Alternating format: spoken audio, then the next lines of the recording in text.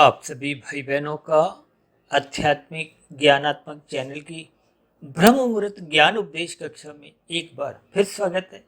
आज की चर्चा का विषय है 4 प्रकार के भक्त, जिसके नीचे हमने देखिए लिखा है आर्थ, अर्थार्थी, जिज्ञासु और चौथे में लिखा है हमने ज्ञानी, प्रेमी। ज्ञानी भक्त को ही देखिए प्रेमी भक्त भी शास्त्रों में समझाया गया है। इन सभी स्थितियों में देखिए हमने आर्त भक्त को ही एक काले रंग से दर्शाया है, जबकि दूसरी ओर हमने अर्थार्थी भक्त को एक रंगीन रंग से दर्शाया है, यानी कि एक राजसी स्थिति दर्शाई है। जबकि अर्थ के साथ हमने एक तामसी स्थिति दर्शाई है, जबकि दूसरी ओर जिज्ञासु के साथ हमने देखी एक सफेद रंग का एक रंग द्वारा दर्शाया है, क्योंकि ये एक सात्विक स्थिति है। और ये जो ज्ञानी और प्रेमी की स्थिति है, ये एक भावार्थ के साथ संबंध जोड़ते हुए इसकी एक विशेष महत्ता समझाई है। जबकि जिज्ञासु के साथ तो हमने अर्थ शब्द लिखा है, जबकि अर्थ और अर्थार्थी इनके साथ हमने देखिए शब्द लिखा है। हालांकि शब्द, अर्थ और भावार्थ इन सभी स्थितियों को हमने सफेद रंग से ही दर्शाया है, यानी कि ये सभी की सभी स्थितियां आपके हमारे जीवन में एक लाभदायक स्थितियां, एक सात्विक स्थितियां उत्पन्न करती हैं। क्योंकि शास्त्र में तो बार बार कहा गया है तमोगुण रजोगुण ये 2 गुण ही बंधनदायक है, और ये जो सतोगुण है इसके बारे में तो बार बार कहा गया है ये एक मुक्तिदायक गुण है। इसलिए तो बार बार शास्त्रों में कहा गया है कि मनुष्य को सत्संग निरंतर श्रद्धापूर्वक करते रहना चाहिए। किस लिए? ताकि उसकी कहीं भी आध्यात्मिक उन्नति के दरवाजे खुलते जाएं और मनुष्य कम से कम पाप कर्मों से तो बचे। क्योंकि मनुष्य जोनि कर्म जोनि है, जिसको अक्सर हम परीक्षा जोनि से भी संबोधित करते हैं। क्योंकि आपके भरे जीवन में जैसे हम परीक्षा में जो जो उत्तर पुस्तिका में लिख कर आते हैं, नंबर तो उसी के ही मिलते हैं।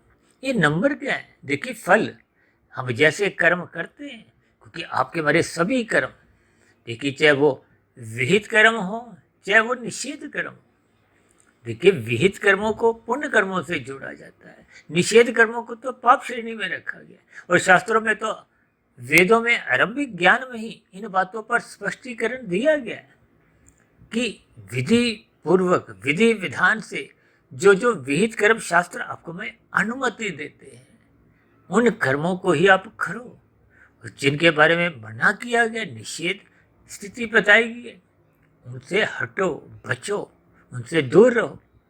देखिए ये सभी स्थितियां अक्सर हमारी चर्चाओं में बार बार बोली जाती है, क्योंकि आज हमारा विषय देखिए भक्तों से संबंधित है।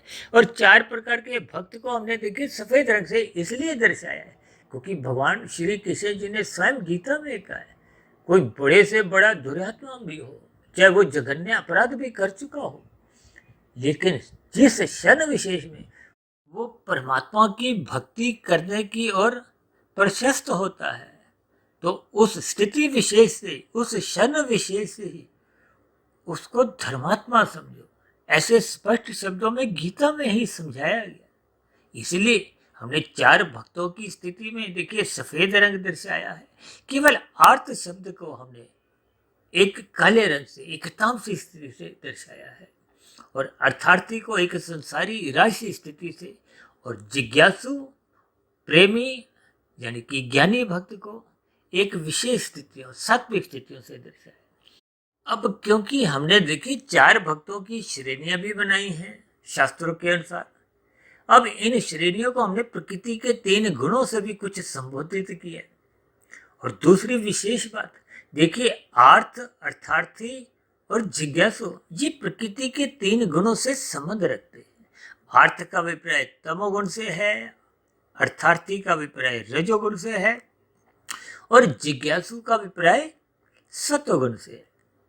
और ये जो ज्ञानी प्रेमी लिखा है, देखिए इस ज्ञानी का अभिप्राय क्या है, प्रेमी का अभिप्राय क्या है, कि जब परमात्मा को पाने की ही एक इच्छा बन जाती है और मनुष्य कर्मफल सिद्धांत से अपने आप को अलग रखता हुआ कर्म योग, ज्ञान योग, भक्ति योग की स्थितियों की एक आध्यात्मिक यात्रा पे निकल जाता है, यानी कि अब उसका लक्ष्य यानी कि प्रेमी ज्ञानी भक्त का लक्ष्य केवल परमात्मा को पाने का बन जाता है। या यूं को कि देखिए 4 पुरुषार्थ हैं, धर्म अर्थ काम मोक्ष।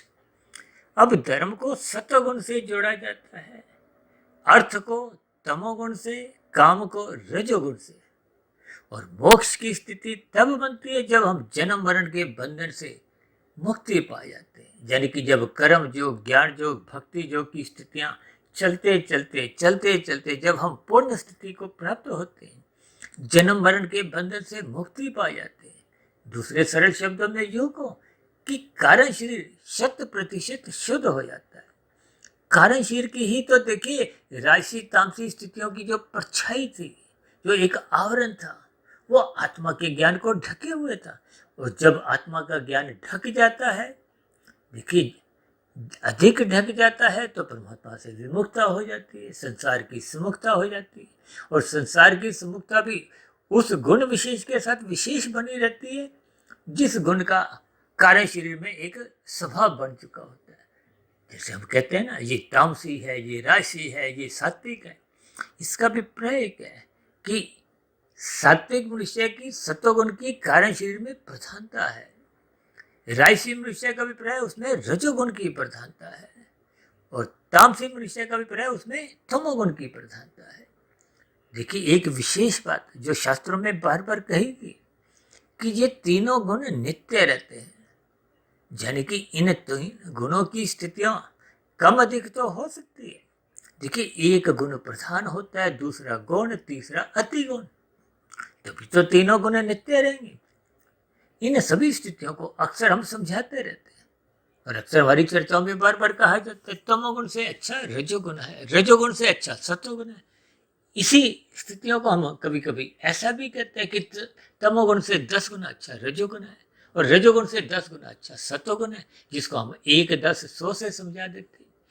क्योंकि ये सूत्र हम कोई भी जब बनाते हैं तो उस सूत्र का एक अर्थ तर्कपूर्वक होना चाहिए, ताकि बात आपको में छू जाए, मन में रुक जाए। देखिए टिका हुआ रुका हुआ ज्ञान ही आपके हमारे जीवन में सकारात्मक परिवर्तन लाता है। सकारात्मक परिवर्तन लाने का अभिप्राय क्या है कि आपको हमारी परमात्मा की सम्मुखता बनाने में आसानी होती है। परमात्मा की सम्मुखता बनना ही आपके हमारे जीवन का एक लक्ष्य है। अन्यथा ये संसारी सुख जितने भी हैं, चाहे कोई प्रधानमंत्री हो, राष्ट्रपति हो, बड़े से बड़ा उद्योगपति भी हो, फिल्मी जगत का एक सुपरस्टार हो, खेल जगत का नामी गिनामी खिलाड़ी हो, अक्सर हम इन 4 स्थितियों को विशेष स्तर पर इसलिए समझाते हैं क्योंकि इन 4 स्थितियों में ही एक संसारी मनुष्य का जो एक जीवन के क्रियाकलाप है, इन्हीं सभी स्थितियों में ही अटके होते हैं, जिसके फलस्वरूप मनुष्य धर्मानुसार कर्म ही नहीं करता। इन स्थितियों तक पहुंचने के लिए अनीतिगत कार्य करने से भी परहेज नहीं रखता। देखिए शास्त्रों में तो बार बार कहा गया तमोगुण की निंदा करो, या निंदा करने का अभिप्राय निषेध कर्मों से। जैसे यातायात के नियमों में उल्लंघन करने पे आपके हमारे चलान कटते हैं, तो फिर इसी तरह देखिए जब हम मनुष्य योनि में अपने जो कर्म करते हैं, तो एक व्यवस्था के अंतर्गत, कर्मफल सिद्धांत के अंतर्गत आपके हमारे कर्मों को नोट किया जाता है। अभी कुछ रोज पहले ही हमने एक बैलेंस शीट के ऊपर भी चर्चा रखी थी। यूँ तो हम देखिए कर्मफल सिद्धांत के शब्दों की स्थितियों पर लगभग प्रतिदिन ही कहीं ना कहीं कुछ ना कुछ चर्चाएं करते रहते हैं, क्योंकि मनुष्य योनि कर्म योनि है। कर्म को ही हम परीक्षा योनि भी कह देते हैं, क्योंकि जैसे हम परीक्षा में जो लिख कर आते हैं नंबर तो उसी के ही मिलते हैं। ठीक इसी तरह आपके बारे जैसे जैसे कर्म हो जाते हैं, और कर्म देखिए ज्ञान में स्थिति होगी तो सही कर्म होगी, और अज्ञानता में, अंधकार में तो देखिए कुछ गलत कर्म ही होते हैं। अक्सर मैं तमोगुण को अंधकार से, रजोगुण को एक धुंध से, और सत्वगुण को एक प्रकाश से जोड़ते हैं। देखिए सूर्य का प्रकाश आने पे यदि हमें सुई में धागा डालना हो, अपने बुखार को, तापमान को चेक करना हो, तो हम प्रकाश में करते हैं। अक्सर हम बच्चों को कहते हैं ना, सुबह जल्दी उठ जाओ, सूर्य के प्रकाश में आप अपने लिखने पढ़ने के काम करो। देखिए सूर्य के प्रकाश को हम सत्वगुण से जोड़ते हैं। चांद के प्रकाश से हम उदाहरण के लिए एक रजोगुणी स्थिति से दर्शाते हैं। और तारे के प्रकाश को या अंधकार को, देखिए तारे का प्रकाश तो लगभग नहीं के बराबर ही होता है। चांद के प्रकाश में भी हम कोई पुस्तक लेकर पढ़ लिख नहीं सकते।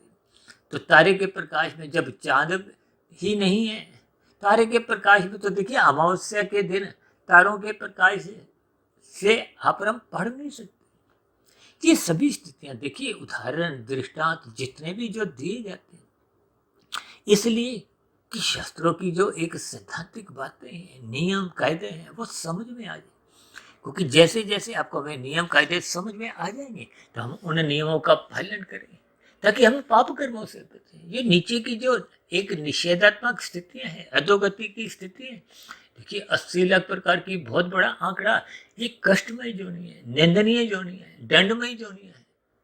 इन जोनियों में कब जाने को विवश प्रकृति आपको में करती है, जब आपके हमारे संचित कर्मों में यानी कि कारण शरीर में कर्माशय में पुण्य कर्मों की न्यूनता रह जाती है और पाप कर्मों की अधिकता हो जाती है। देखिए भौतिक जगत में भी जब कभी हम कोई कानून का उल्लंघन करते हैं, अब उदाहरण के लिए देखिए यातायात के नियमों का जब हम उल्लंघन करते हैं, उल्लंघन का अभिप्राय क्या है कि एक व्यवस्था के अंतर्गत जो जो स्थितियां कही हुई है, देखिए विधि विधान पूर्वक जब हम विहित कर्म करते हैं तो आपके हमारे क्रिया द्वारा कर्म द्वारा किसी अन्य जीव को कष्ट नहीं होता। अब राशि कर्म तो क्या है, खाया पिया बराबर, इसमें कोई बचत नहीं है। लेकिन हम दूसरों को सुखी भी नहीं करते, दुखी भी नहीं करते, केवल कुछ नियमों में रहते हुए अपने सुख को सुनिश्चित कर देते, जैसे हम हरी बत्ती पे चलते हैं। देखिए ये सभी स्थितियां आपको हमें ज्ञानपूर्वक समझनी चाहिए।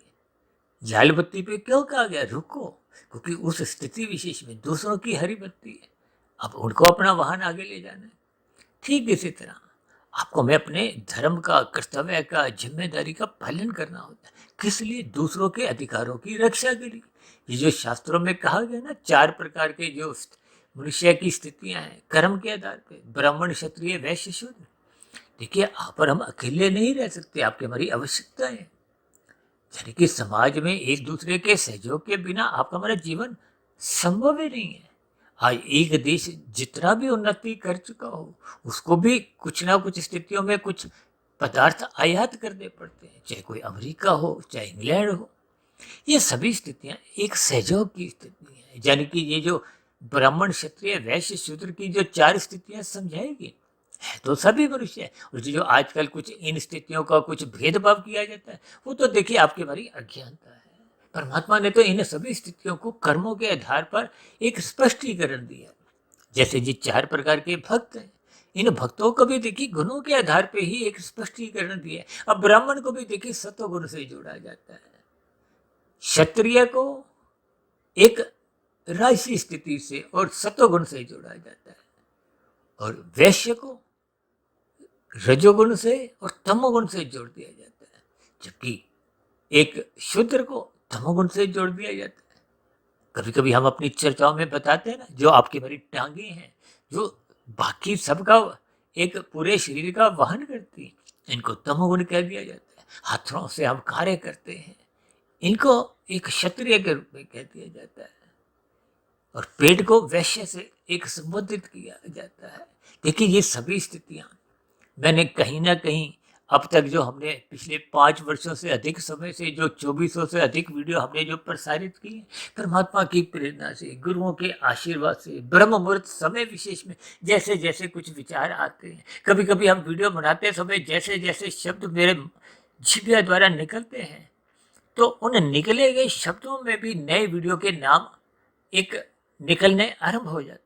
तो उन स्थितियों पे फिर हम एक नई वीडियो प्रकृति के 3 गुणों से संबंधित विषयों को लेते हुए चर्चा को आगे बढ़ाते हैं।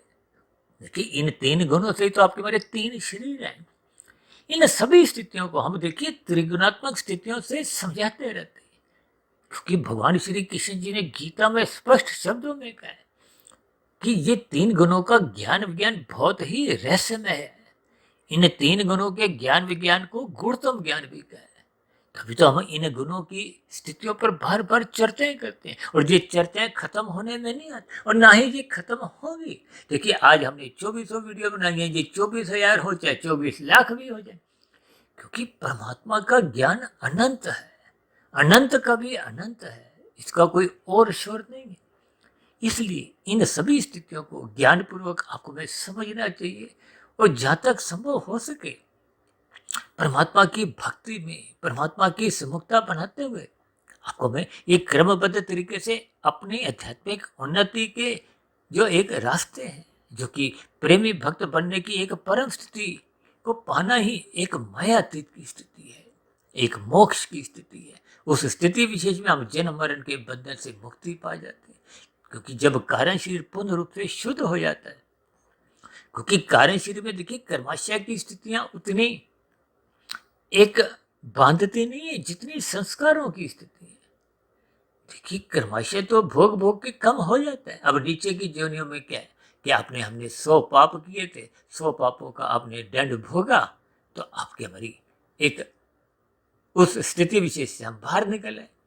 जैसे देखिए न्यायालय द्वारा कुछ दंड दिया जाता है, किसी को 2 वर्ष का, किसी को 5 वर्ष का, किसी को 7 वर्षों का, 10 वर्षों का, 20 वर्षों का, ये जो भी स्थितियां होती हैं, उतना दंड भोगने के बाद तो फिर उस पर कोई लांछन या किसी भी तरह की वो स्थितियां समाप्त समझी जाती हैं, उसको एक सामान्य नागरिक माना जाता है। ठीक इसी तरह देखिए मनुष्य जोनि शास्त्रों में कहा गया तभी मिलती है जब संचित कर्मों में पुण्य कर्मों की स्थितियां, देखिए पुण्य कर्मों का विपर्य राशि और सात्विक कर्मों से है। देखिए सात्विक कर्म विशेष प्रकार का महत्व रखते हैं, क्योंकि ये एक प्रकार का निवेश है। जैसे हम देखिए शेयर में निवेश करते हैं, बैंकों में एफडी बनाते हैं, और भी स्थितियों में हम निवेश करते हैं, किस लिए? अधिक लाभ के लिए।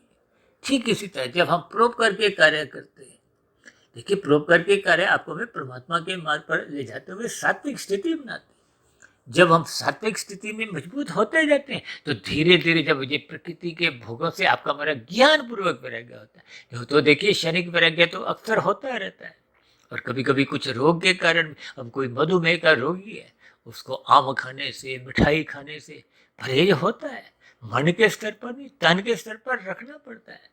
देखिए स्थूल शरीर की अलग स्थितियां हैं, मन बुद्धि के स्तर की, सूक्ष्म शरीर की अलग स्थितियां हैं, और कार्य शरीर की अलग स्थिति है। स्थूल शरीर के स्तर पर हम जितनी भी कर्म करते हैं उनका कर्मशय बनता है और उनके संस्कार भी बनते हैं। अभी हमने बताया ना, संस्कार अधिक महत्वपूर्ण है, क्योंकि नीचे की जोनियों में पाप कर्मों का तो नाश हो जाता है दुख भोग के, संस्कारों को नाश नहीं होता। संस्कार को नाश केवल मनुष्य जोनि में ही करने का एक अवसर है। देखिए कभी कभी मैं चर्चा में कहता हूँ ना, एक शुभ संस्कार बनाने में ये पूरा जीवन छोटा पड़ जाता है। एक बुरा संस्कार जो आपको हमारी अधोगति करवाता है, उसको समाप्त करने में भी ये पूरा जीवन छोटा पड़ जाता है।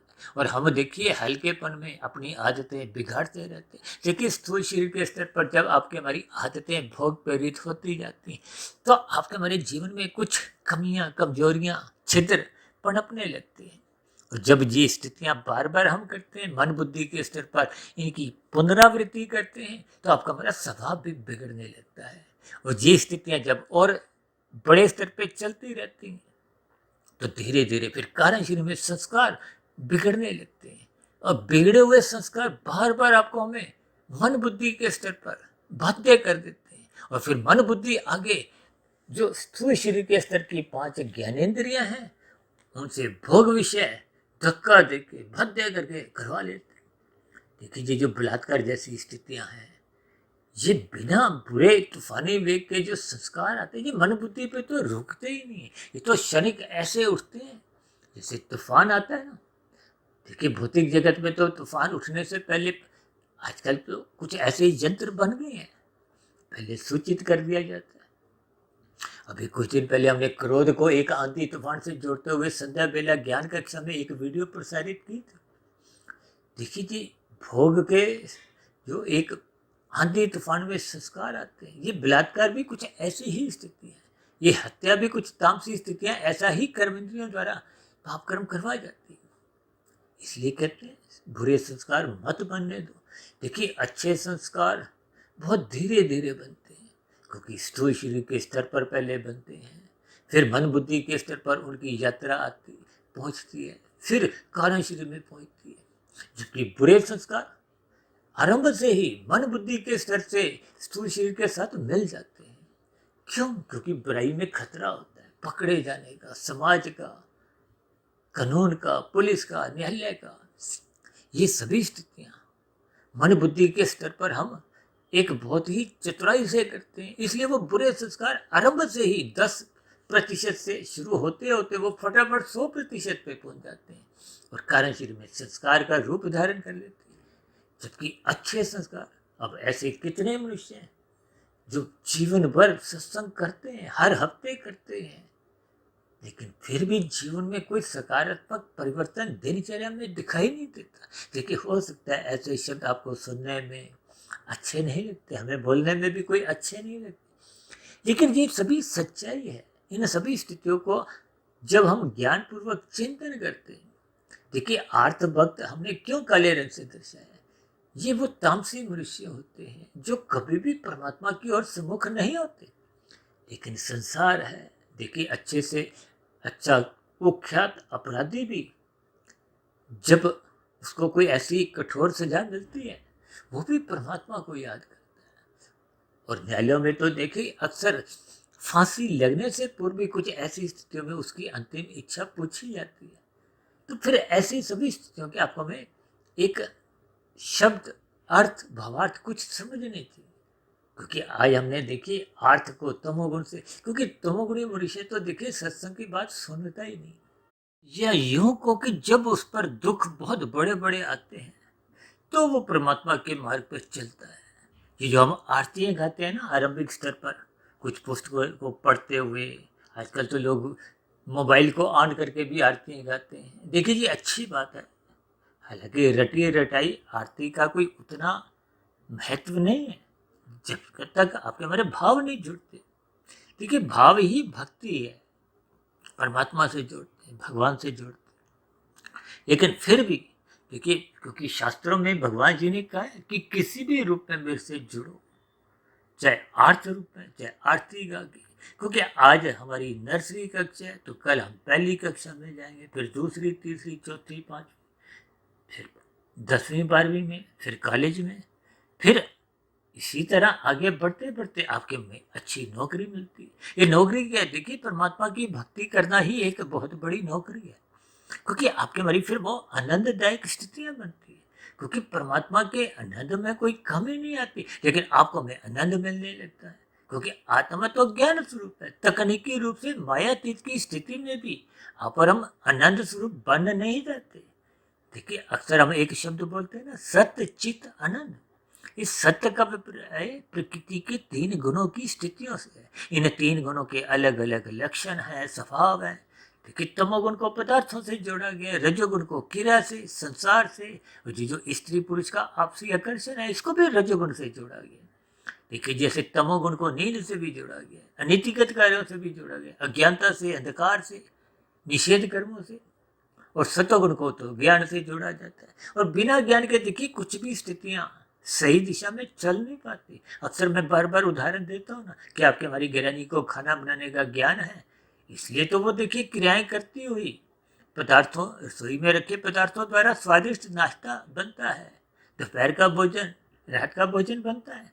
और जब कभी पत्नी, माताजी या बहन कोई घर पे नहीं हो, आप और हम जब भी कुछ कोशिश करते हैं, अब कोशिश करना क्या, कर्म करना, क्रिया करना, वो रजोगुण है। पदार्थ तो रसोई में पहले से ही रखे हुए हैं, यानी कि तमोगुण भी है और रजोगुण भी है, लेकिन ज्ञान नहीं। तो ज्ञान के अभाव में वो आपका हमारा अध पक्का, कच्चा पक्का स्वादिष्ट खाना नहीं बनता। यानी कि जिसके जीवन में सत्वगुण नहीं है, सत्संग नहीं है, गुरु के प्रवचनों को नहीं सुनते, शास्त्रों का स्वाध्याय नहीं करते, ब्रह्म मुहूर्त में नहीं उठते, तो निश्चित रूप से आपके हमारी परमात्मा की विमुखता बनती है। सत्वगुण कमजोर होता है, और सत्वगुण कमजोर होने का मतलब ही ये कि आप हमारा रजोगुण या तमोगुण प्रधान है। देखिए तमोगुण 1 है, रजोगुण 10 है, सत्वगुण 100 है। अभी समझाया किस लिए, ये 1 और 10 पास पास है, यानी कि तमोगुण रजोगुण पड़ोसी हैं। इस पर भी संबंधित हमने बहुत वीडियो अब तक प्रसारित की। ये सत्वगुण दूर है, इसलिए तो राशि मनुष्य को सत्वगुण में पहुंचाने के लिए एक बार हमने वीडियो बनाई थी, कर्मकांड एक फ्लाईओवर। आजकल जब तक आपको अभी कोई फ्लाईओवर नजर नहीं आता, देखिए फ्लाईओवर पर चढ़ते ही हम जल्दी दूसरी स्थिति पे जल्दी पहुंच जाते हैं। ये कर्मकांड भी एक फ्लाईओवर है, ये आपको भी सतोगुण में ले जाते हैं। अब सतोगुण में जाकर यदि हम टिकते नहीं, रुकते नहीं, कुछ औपचारिकताएं निभाते हुए फिर अपने संसार में, देखिए संसार तो ये राशि ताम से ही स्थितियां एक इन सभी स्थितियों में ही उलझाए रखता है। इसलिए तो शास्त्र कहते हैं सत्संग करो, सतोगुण का संग करो, गुरु के प्रवचनों को सुनो, शास्त्रों को स्वाध्याय करो, ब्रह्म मुहूर्त में उठो। ये सभी आपको हमें परमात्मा की ओर ले जाते हैं, परमात्मा की सुमुखता बढ़ाते हैं, और परमात्मा की सुमुखता बढ़ने पे आपको हमें आनंद की झलकें मिलती हैं। और उस आनंद को अज्ञानतापूर्वक स्थिति में रहते हुए हम संसार के रसगुल्लों में, संसारी पांच जो सुख हैं, गंध, रस, रूप, स्पर्श, शब्द, इनमें वो आनंद ढूंढते हैं। और वो आनंद क्योंकि माया में है ही नहीं, इसलिए मरते दम तक, देखिए अनादिकाल से आज तक कितने ही मनुष्य आए, करोड़ों खरबों खरबों खरबों कितने आए, किसी ने भी आज तक इन सुखों को पूर्ण नहीं बताया, क्योंकि ये अपूर्ण है, माया जड़ है। और आप और हम तो देखिए चेतन तत्व है, और चेतन तत्व का अभिप्राय हम ज्ञान स्वरूप है, आनंद स्वरूप हम तकनीकी रूप से ही नहीं है। इसलिए आपको हमें परमात्मा की समुखता देर सवेर बढ़ानी होगी, परमात्मा की भक्ति करनी होगी। और जो हमने आर्थ और अर्थार्थी, ये अर्थार्थी का अभिप्राय क्या है? देखिए आर्थ भक्त तो दुखी होकर, यानी कि जब जब दुख आते हैं तभी वो चलता है परमात्मा के मार्ग पर। दुख समाप्त होते ही फिर वो अपनी दुनिया में अज्ञानता में खोने लगता है। और राइसी मनुष्य संसार के वैभव पाना चाहता है, बड़े से बड़ा पद चाहता है। ये अर्थार्थी मनुष्य परमात्मा को नहीं चाहता, परमात्मा के ज्ञान विज्ञान को समझना नहीं चाहता। ये तमोगुण, रजोगुण, सतोगुण क्या क्या स्थिति है, इनको भी पढ़ना नहीं चाहता, समझना नहीं चाहता। ऐसे मनुष्य देखिए इन सात्विक वीडियो को भी आरंभ से अंत तक सुनते नहीं है। सुनते कौन है? जिसको जिज्ञासा होती है, सात्विक स्थिति मजबूत होती है। अन्यथा राइसी मनुष्य है, देखिए तामसी मनुष्य तो सुनते ही नहीं, और राइसी मनुष्य सुनते हैं, बीच बीच में से सुन ले और अंत में कभी कभी कमेंट्स भी लिख देते हैं। देखिए ये सभी स्थितियों का आपको मैं अन्यथा में नहीं, एक साधारण स्थितियों में इनके अर्थ समझने। देखिए मैंने नीचे अर्थ और अर्थार्थी के साथ शब्द लिखा है, हालांकि सफेद रंग से लिखा। देखिए शब्द तो भौतिक हो चाहे आध्यात्मिक हो, ये दोनों ही आपका हमारा कल्याण करते हैं। देखिए भौतिक शिक्षा हम जितनी लेते हैं वो भी तो शब्दों पर ही टिकी है, तो आप और हम जीवन में सफल होते हैं। और जब हम आध्यात्मिक ज्ञान की चर्चाएं करते हैं, गुरु के प्रवचनों को सुनते हैं, वो भी शब्द है, उनको हम श्रद्धापूर्वक सुनते हैं, तो आपका हमारा सूक्ष्म शरीर, कारण शरीर पवित्र होता है। इन सभी स्थितियों को देखिए हमने अर्थ और अर्थार्थी को शब्दों तक ही समेट दिया है, क्योंकि ये शब्दों से आगे बढ़ते नहीं है। अब शब्द तो देखिए आंख का विषय या कान का विषय, इससे आगे ये मन तक नहीं उतरते। यानी कि राजसी और तामसी मनुष्य, वैसे तो तामसी मनुष्य सत्संग करता है नहीं, राजसी मनुष्य ही सत्संग करते हुए दिखाई देते हैं, उनमें श्रद्धा नहीं होती। हालांकि शास्त्रों में बेमन से किए गए सत्संग की कोई निंदा नहीं है। जैसे प्ले स्कूल में बच्चे रोते धोते जाते हैं, ये राशि मनुष्यों का सत्संग भी बेमन से रोने धोने के बराबर ही होता है, कोई श्रद्धा नहीं होती। लेकिन धीरे धीरे श्रद्धा जगने लगती है। कैसे? जब बच्चे बड़ी क्लासों में जाते हैं तो उनका रोना धोना बंद हो जाता है, फिर तो वो ट्यूशन भी लगाते हैं, खुद भी दिन रात पढ़ते हैं। यानी कि जब हम स्थितियों को समझ जाते हैं तो फिर आपको हमें पढ़ने की भी जिज्ञासा होती है, इसी तरह फिर परमात्मा को जानने की जिज्ञासा होती है। यानी कि जब हम सात्विक बन जाते हैं, परमात्मा को जानने की इच्छा होती है, ब्रह्म मुहूर्त में हम उठने लगते हैं, इन वीडियो को सुनते समय आपके हमारे प्रश्न उछलने लगते हैं, उन प्रश्नों का हम निवारण करते हैं, तो फिर उन स्थितियों से आपके हमारी उन्नति होती है। अभी हमने कुछ महीने पहले एक प्लेलिस्ट में हमने एक रखा है जिसमें हम प्रश्नों के उत्तर देते हैं, प्रश्नोत्तर ज्ञान कक्षा। जो तो कमेंट्स बॉक्स पर लिखे गए प्रश्नों के भी हम संक्षेप में उत्तर वहीं दे देते हैं, जब उसमें वीडियो संख्या डाल देते हैं कि इस वीडियो को सुनकर आप अपना भ्रम दूर करो। देखिए इन सभी स्थितियों से आपकी हमारी यात्रा आगे की ओर जाती है। आगे की ओर यात्रा क्या है? देखिए जिज्ञासु के नीचे हमने क्या लिखा है? अर्थ। जब शब्दों के अर्थ समझ में आने लगते हैं, देखिए विषय में जैसे विषय शब्द जुड़ा हुआ है, वो आरंभ से ही आपको ज्ञान देता है कि इन संसारी रसगुल्लों को एक मर्यादा तक ही, अपनी जीवन की अवस्था तक ही संग करो, अन्यथा ये विष बन जाते हैं। जब हम इनके व्यस नहीं बन जाते हैं, लोलुपता में रहने लगते हैं, इनके बिना हम जी नहीं पाते, और यही फिर मनुष्य से पाप कर्म करवाते हैं। इन सभी स्थितियों को देखिए अर्थ समझने होंगे, इसलिए विषय में देखिए विषय शब्द जुड़ा हुआ है। यूँ तो देखिए विभिन्न स्थितियां हैं, जैसे सच्चिदानंद शब्द है। सत्य शब्द माया के 3 गुणों के लिए आता है। सत्य चित्त आत्मा के लिए आता है। चित्त का मतलब चेतना, ज्ञान से, यानी आत्मा सभी की सभी, चाहे कुत्ते की हो, बिल्ली की हो, पेड़ पौधे की हो, कीड़े मकोड़े, देवी देवता, चाहे मनुष्य है, हम सबकी आत्मा है। देखिए ये एक ज्ञान स्वरूप है, आनंद स्वरूप, तकनीकी रूप से नहीं है। जब हम मायातीत भी हो जाते हैं तब भी हम आनंद स्वरूप तकनीकी रूप से बन नहीं जाते। भले ही आपको हमें परमात्मा के बराबर ही उतना आनंद मिलता है। देखिए हम परमात्मा के सम्मुख रहते हैं तो परमात्मा का आनंद कोई घट नहीं जाता। यदि हम विमुख रहते हैं तो परमात्मा के आनंद में कोई कमी नहीं रहती। देखिए ये परमात्मा को ही पूर्ण कहा गया है। यहाँ पर हम सदा ही अपूर्ण रहते हैं। अपूर्ण इसलिए क्योंकि हम ज्ञान स्वरूप तक ही है, इससे आगे की आपकी हमारी स्थिति नहीं है। मायातीत की स्थिति भी पूर्ण जब समाप्त हो जाती है, जब करोड़ों अरबों वर्षों का जो अनंत काल का समय है, मोक्ष काल की स्थिति है, उसके बाद भी आपको मैं देखिए मनुष्य जोनि में ही आना होता है। ये क्रम अनादि काल से यूं ही चलता आ रहा है।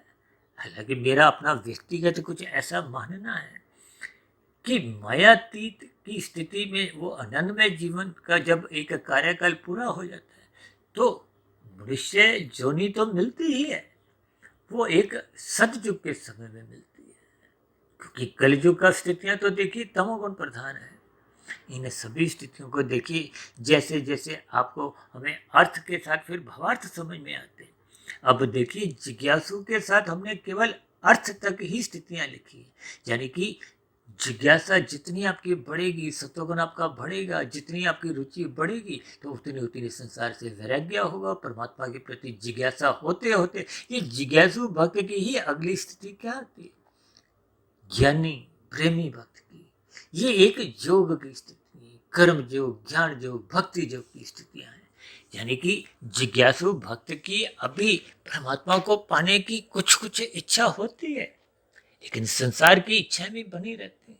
लेकिन जैसे ही वो जिज्ञासु से ज्ञानी भक्त की, प्रेमी भक्त की श्रेणी में प्रवेश कर जाता है, यानी कि वो कर्म जो, ज्ञान जो, भक्ति जो, अब वो कर्म से आगे जो फल की स्थिति है, संसारी स्थिति है, प्रकृति की माया के बड़े से बड़े सुख, चाहे वो प्रधानमंत्री का ही सुख हो, चाहे बहुत बड़े उद्योगपति का ही हो, उन स्थितियों से ऊंचा उठता हुआ जब वो एक प्रेमी भक्त बन जाता है, अब उसका कर्म योग, ज्ञान योग, भक्ति योग की स्थितियां होती हैं। तो ये स्थितियां जैसे जैसे पूर्ण स्थिति में पहुंच जाती हैं, देखिए उससे पूर्व देखिए हम जितनी आध्यात्मिक उन्नति कर लेते हैं वो भी सुरक्षित बनी रहती है। अगली फिर पुनः मनुष्य जोनी मिलती है, संस्कारी माता पिता गुरुजनों का संग मिलता है।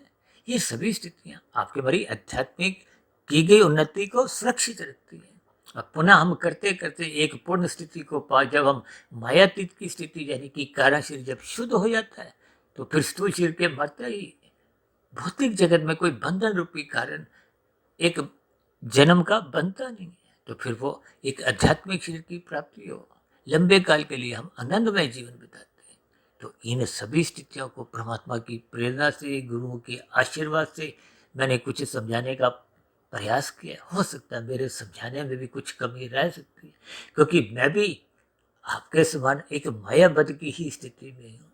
फिर भी इन सभी स्थितियों से संबंधित आपके मन में कोई प्रश्न उठ रहा हो, कोई मेरी कही की बातों पर आपकी कोई आपत्ति हो, शिकायत हो, तो आप नीचे दिए गए कमेंट्स बॉक्स पर अपने प्रश्नों को, सुझावों को और शिकायतों को लिखने के लिए सदा ही आपका स्वागत है।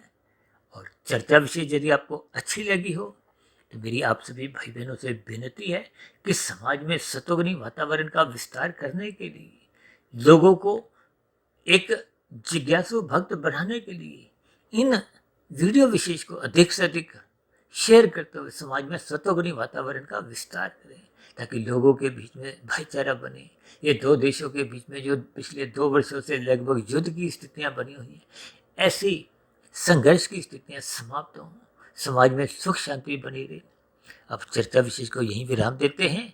शाम को फिर मिलते हैं संध्या बेला ज्ञान कक्षा में। तब तक आप अपने आध्यात्मिक मित्र सुधीर भाटिया फकीर को इजाजत दें। इस चर्चा विशेष को ध्यानपूर्वक, धैर्यपूर्वक, गंभीरतापूर्वक सुनने के लिए आप सभी भाई बहनों का बहुत बहुत धन्यवाद।